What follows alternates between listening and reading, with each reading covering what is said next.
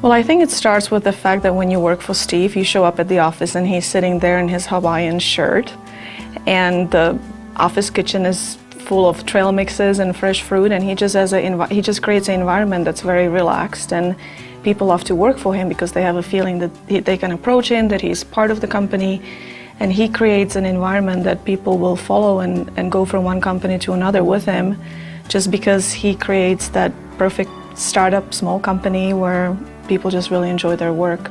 And I think that's what he has done so well in business, because he's been able to take ideas and he's been able to see a new twist to them, or he's been able to say, this can be really helpful in whatever field he's going to go in.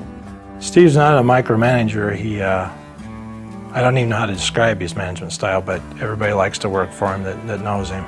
Steve was very successful in starting a company like Computrol and eventually selling it, taking the capital that he received from the sale of that, from that corporation and investing it into a new corporation. And he did that at least 4 or 5 times during the course of his career. My sister and I kind of joke that he's a business hippie. He has this philosophy of doing what's right for business, and he's can be one-track minded and all about like the little guy as far as like government comes, and how he wants to be business side always forward. But then on his personal life, he's kind of like a hippie. He hates wearing pants.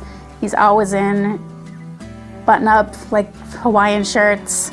He just has this 2 different sides of him that translates into both worlds, but it's definitely distinctive.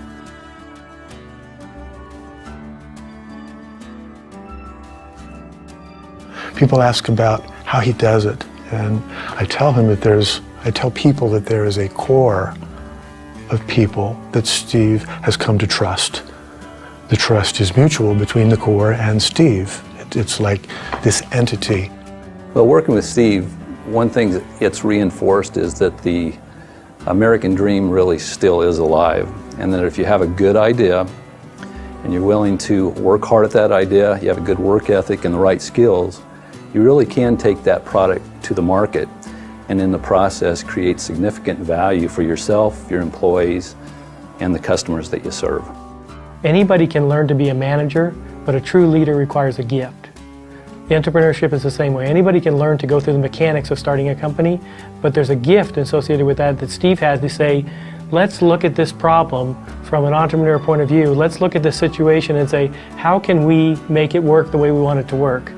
And he had that gift of being able to see the positive not only in the situation, but also say, if we do this, this, and this will work and the customer will be happy.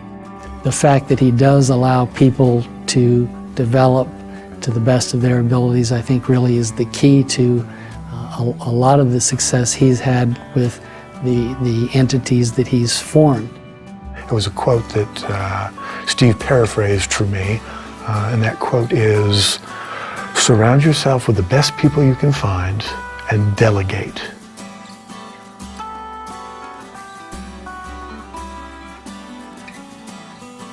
He's always going. He's never going to stop.